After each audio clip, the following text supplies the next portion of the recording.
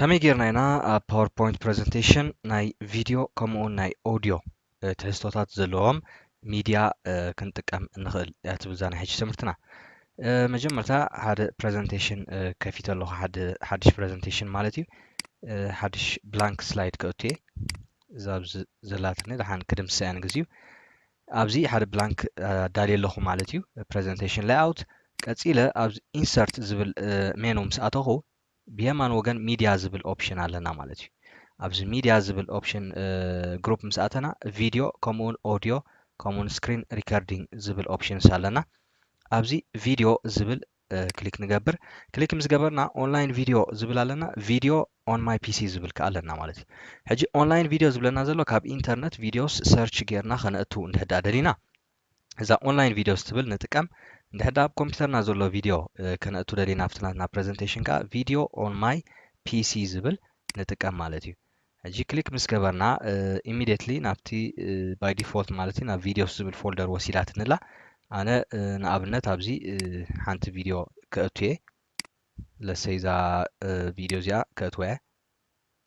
تزي كوينو سخاتكم أبزلكم مالتها فلاشكم كله خل أب هارديسكم كله خل أب كال دوكمنتس كله خل كليك جيركم تازدلهم ما فيديو سيلكت جيركم insert تبلوا insert مسبلكم ما تا فيديو أبزي مزيالا مالتي آتيالا بز تحتي كم زت عزوبو زلهم كان ناي play pause زبلا لنا زي تراكيو ابزي كتحلفو ክትመልሶ ንህዳደሊኻ ኣብዚ ኸኣ እቲ ናይ ቮሊዩም ድምፅኻ ኣሎ ማለት እዩ ሕጂ እዛ ቪድዮ ክንሪኣ ንኣብነት ንህዳደል ኢና ሲምፕሊ ኣብዚ ፕሌይ ክንብል ንኽእል ኢና ከምዚ ትሪእዎ ዘለኹም እታ ቪድዮ ፕሌይ ትገብር ኣላ ማለት እዩ ዊዝን እቲ ስላይድ ሾው ናትና ሕጂ ዝኾነ ድምፂ ድዩ ገለ እንድሕር ኣለዋ ኮይኑ እቲ ድምፂ ኩሉ ክስማዕ እዩ ማለት እዩ ኣጋጣሚ ኣነ ዘእትያ ዘለኹ ቪድዮ ዝኾነ ድምፂ ስለ ዘይብላ ጥራያ ተርእየና ዘላ ማለት ሲምፕል ቪድዮ ስለ ዝመረፅኩ እዩ ድሕሪኡ ኣብዚ ኸነስተውዕለሉ ዘለና ሓደ ቪድዮ ምስ ኣተና ቪድዮ ቱልስ ዝብል ሓደ ሓድሽ ሜኑ ተፈጢሩሎ ማለት እዩ ኣብዚ ላዕሊ ቪድዮ ቱልስ ዝብል ተፈጢሩሎ ፎርማት ኤንድ ፕሌይባክ ዝብል ከዓ ክልተ ኦፕሽንስ ኣለና ሕጂ ዳርጋ እዛ ፎርማት ኣፅኒዕና ኢና ኩላ ዳርጋ እቲ ዝበዝሐ ተመሳሳሊ እዩ ማለት እዩ ከምቲ ኣብ ፒክቸር ነእትዎ ዝነበርና ናይ ቪድዮ ስታይልስ ኣለና ኣብዚ እቲ ቪድዮ ስታይል ከመይ ክመስል ندليو أبز خمرت نخلينا ناي فيديو شيبس زبلالنا أبزي ناي فيديو بوردر نهدا هنقبرو للينا بوردر ناتو حبري فيديو إفكتس زبلالنا بريسيت شادو نهدا هنقبرو للينا أبزي كنمصو نخلينا كال فيديو خاني كان أبيو خنا نقصو نخلينا مالتي كمز جيرنا أنا أن إسير له أما أخل جيري له فيديو إفكتس زبلالنا نابي وجن كتمت دحر ناب كمزي وجن كتمت ولله أبزي كنأتو نخلينا مالتي كمون زنا alignment نفولت إنا ناب align left نهر جيري ناب left خونا له center كجبري مالتي أنا كمون كافت فيديو crop كنجبر نهداد لينا أبزي crop هلنا size نايت فيديو خنا أبيو كنا نسون نهداد لينا خا أبزي ناي size option علنا مالتي ስለዚህ ከምዚ ጌርና ክንጥቀም ንኽእል ኢና ቀፂልና ኣብዚ ንዕዘቦ በዚ ፀጋማይ ወገን ኣጃስት ዝብል ኦፕሽን ኣለና ሪሰት ዲዛይን ዝብል ኣሎ ማለት እዩ ኣብዚ ሪሰት ዲዛይን ክሊክ እንዳዳጌርና ሪሰት ዲዛይን ኤን ሳይዝ ዝብል ኣለና ሪሰት ዲዛይን ከዓ ዝብል ኣለና ሪሰት ዲዛይን እንዳዳጌርናዮ እቲ ዝገበርናዮ ለውጥታት ሪሰት ክገብሮ እዩ ናብቲ ዝነበሮ ናይ መጀመርታ ናብኡ መሊስዎ ኣሎ ማለት እዩ ሪሰት ዲዛይን ኤን ሳይዝ እንዳዳይና ዋላ እቲ ሳይዙ ከዓኒ መጀመርታ ክንምፃእ ከለና ዓባያ ነይራ ፉል ስክሪን እያ ነይራ እታ ቪድዮ ማለት እዩ ስለዚ ናብቲ ኦሪጂናል ሳይዛ ናይታ ቪድዮ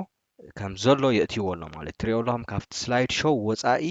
እያ ኮይና ዘላ ማለት እዩ ምክንያቱ እቲ ቪድዮ ሳይዙ ንኣብነት ሃይ ዴፊኒሽን ክኸውን ወይ 4K ዝተሳእለ ክኸውን ኣዝዩ ዓብይ ክኸውን እውን ስለ ዝኽእል ልክዕ እቲ ኦሪጂናል ሳይዙ ኣምፂና ኣለዎ ማለት እዩ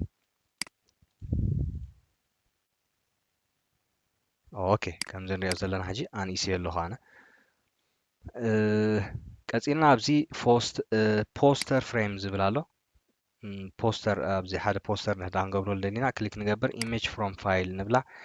انترنت لكم كاب انترنت تمصو تخوليهم تزي كوينو ورك اوف لاين زبل اوبشن نمرጽ ورك اوف لاين إلنا مريصنا ابزي زخونه بوستر زخوننا سئلي كنأتوينا مالتي سلازي نايتا فيديو بوستر ጌርናላ ኣለና ማለት እዩ ከምዚ ትሪእዎ ዘለኹም ቀፂልና ናይዚ ቪድዮ ኮሬክሽንስ ኣለና ማለት እዩ ብራይትነስ ኤንድ ኮንትራስት ከነዕርዮ እንድሕዳ ደሊና ኣብዚ ከነዕርዮ ንኽእል ኢና ንኣብነት ፀልማት ክኾን እቲ ቪድዮ ስለዚ ናቱ ብራይትነስ ወይ ከዓ እቲ ኮንትራስት ኣብዚ ከነመዓራርዮ ንኽእል ኢና ከምኡውን ሕብሪ እውን ከነመዓራርዮ ንኽእል ኢና ማለት እዩ ንኣብነት ኣነ እዚ ኦሬንጅ መሪፀ ኣለኹ ኦሬንጅ መሪፀ ፕሬቪው ኣብዚ ክሊክ ክገብሮ እየ ትሪእዎ ኣለኹም እቲ ባክግራውንድ ዓንተወይ ፃዕዳ ዝነበረ ሕጂ ናብ ኦሬንጅ ሕብሪ ተቐይሩ ኣሎ ማለት እዩ ስለዚ ኣብዚ እናኣተና ክነመዓራርዮ ንኽእል ኢና እዛ ቀዳመይቲ ዘላ እታ ኖ ሪከለር እትብል ዘላ ኦፕሽን እያ ማለት እዩ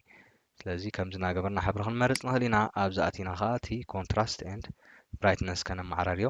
ንኽእል ኢና ከምኡውን ኣብዚ ፕሌይ እንድሕዳ ክንገብሮ ደሊና ሲምፕሊ ፕሌይ ንብሎ ፖዝ ክንገብሮ እንድሕዳ ደሊና ፖዝ ክንገብሮ ከዓ ንኽእል ኢና ማለት እዩ ብተወሳኺ ኣብዚ ቪድዮ ቱልስ ምስ ኣተና ፕሌይ ባክ ትብል ካልእቲ ኦፕሽን ኣላትና ኣብዚኣ ፕሌይ ባክ እንድሕዳ ኣቲና እዚኣ ፕሌይ እታ ዝረኣናያ ፕሌይ ኤንድ ፓውዝ ኣላትና ኣድ ቡክ ማርክስ ከዓኒ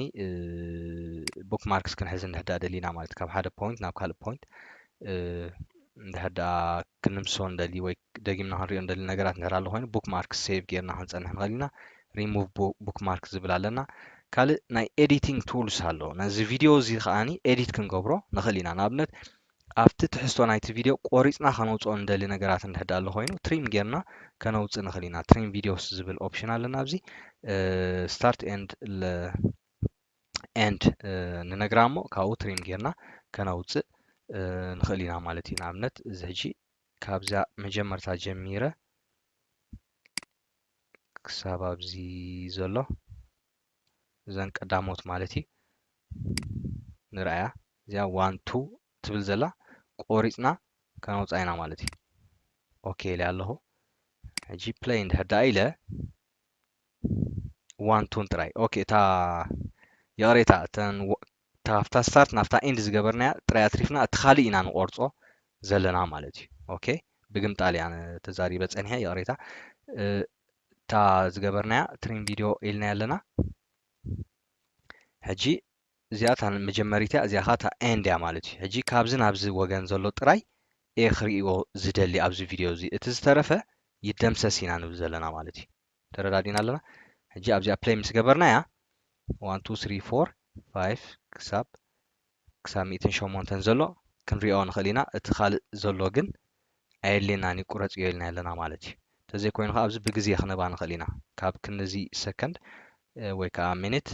ናብ ክንዚ ግዜ ዘሎ ጥራይ ትሪም ግበርልና ንብላ ንኽእል ኢና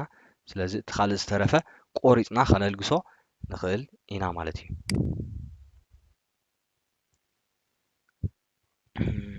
እዚ ክጅምር ከሎ እቲ ቪድዮ ፌድ ገይሩ ከኣቱ ክወፅእ ክውድእ ከሎ ከዓ ፌድ ኣውት ገይሩ ክወድእ ሲ ከክንደይ ደቃይቅ ወይ ከዓ ሰከንድ ንህቦ ኣለና ማለት እዩ ንኣብነት ሪያው 75 እንድሕዳ መሪፀ ክጅምር ከሎ ቀሰ ኢሉ ፅልምት ኢሉ እዩ ዝጅምር ኦኬ ፅልምት ኢሉ ጀሚሩ ይኣቱ ማለት እዩ ይጅምር ማለት እዩ ስለዚ ከምኡ ዓይነት ኦፕሽንስ እንድሕዳ ደሊና ኣብዚ ክንጥቀም ንኽእል ኢና ኣብዚ ቮሊዩም ኣለና ቮሊዩም ወይ ከዓ እቲ ድምፂ ናይቲ ቪድዮ ሎው ሚድየም ሃይ ወይ ከዓ ድምፂ ዘይብሉ ክንገብሮ እንድሕዳ ደሊና ኣብዚ ሚዩት ዝብል ኣለና ሚዩት ክንመርፅ ንኽእል ኢና ማለት እዩ ኣብዚ ተወሳኺ ቪድዮ ኦፕሽንስ ዝብል ኣሎ ንኣብነት ስታርት ኢን ክሊክ ሲኩዌንስ ዝብል ኣሎ ክሊክ ምስ ገበርና ከም ዝጅምር ወይ ከዓ ኣውቶማቲካሊ ከም ዝጅምር ወይ ከዓ ኣብ ልዕሊ ክሊክ እንድሕዳ ጌርና ከም ዝጅምር እቲ ቪድዮ ክንገብር እንድሕዳ ደሊና ኣብዚ ክንመርፅ ንኽእል ኢና ካልእ ፕሌይ ፉል ስክሪን እንድሕዳ ፕሌይ ክንገብሮ ክኸውን እንድሕዳ እንደልዮ ኮይንና ከዓ ኣብዚኣ ፕሌይ ፉል ስክሪን ንመርፅ ማለት እዩ ሃይድ ዋይል ኖት ፕሌይንግ ብለና ኣሎ እንድሕዳ ፕሌይ ዘይገብር ኣሎ ኮይኑ እዚ ቪድዮ እዛ ቪድዮ ከም ተልግስ ኣብ ስላይድ ሾው ማለት እዩ ከም ተልግስ ክንገብሮ ንኽእል ኢና ሉፕ አንቲል ስቶፕድ ክሳብ በዓልና ስቶፕ ንገብሮ ከዓ ስቑኢሉ ክደጋገም እቲ ቪድዮ እንድሕዳ ደሊና ኣብዚ ክሊክ ክንገብር ንኽእል ኢና ማለት እዩ ሪዋይንድ ኣፍተር ፕሌይንግ ብለና ኣሎ ከዓ መሊሱ ከም ዝምለስ ማለት እዩ ፕሌይ ገይሩ ምስ ወድአ ከም ዝምለስ ክንገብሮ እንድሕዳ ደሊና ኣብዚ ክንኣቱ ንኽእል ኢና ካልእ ኢንሰርት ካፕሽን ዝብል ኣሎ ኢንሰርት ካፕሽን ኢልና እዚ ካብ ዌብ ቪቲቲ ዝብል እዩ ዘምፅእ ዘሎ ከምኡ ዓይነት ፎርማት እዩ ዝደሊ ዘሎ ኣነ ስለ ዘይብለይ ድሓናይ ክጥቀመሉ ነ ካፕሽን ከነእትወሉ እንድሕዳ ደሊና ከዓ ኣብዚ ኣለና ማለት እዩ ሕጂ እቲ ቪድዮ ብስላይድ ሾው እንድሕዳ ክንሪኦ ደሊና ኣብ ስላይድ ሾው ንኣቱ ፍሮም ቢግኒንግ ንብላ ሕጂ ክሊክ ምስ ገበርኩ ጀሚሩ ኣሎ ማለት እዩ ፉል ስክሪን ኮይኑ ኣሎ ከም ዝትዕዘብዎ ዘለኹም እቲ ቪድዮ ስቑኢሉ ይቕፅል ኣሎ ምስ ወድአ ኸዓኒ ይምለስ ኣሎ ማለት እዩ ኦኬ ስለዚ ክንወጽእ እንድሕዳ ደሊና ኸ እስኬፕ ጌርና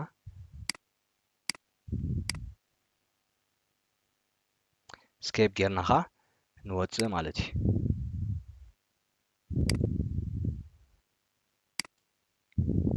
ዜና ኣልጊሰና ኣለኹ ስላይድ ሾው ኢለ ኸኣቴ ኣራይ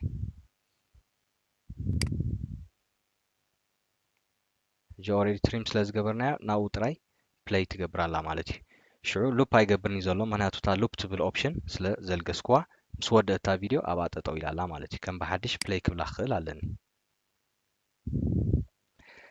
ሕራይ እምበኣር ከምዚ ጌርና ኢና ቪድዮስ ኣብ ፕረዘንቴሽንና ክንጥቀም ንኽእል ማለት እዩ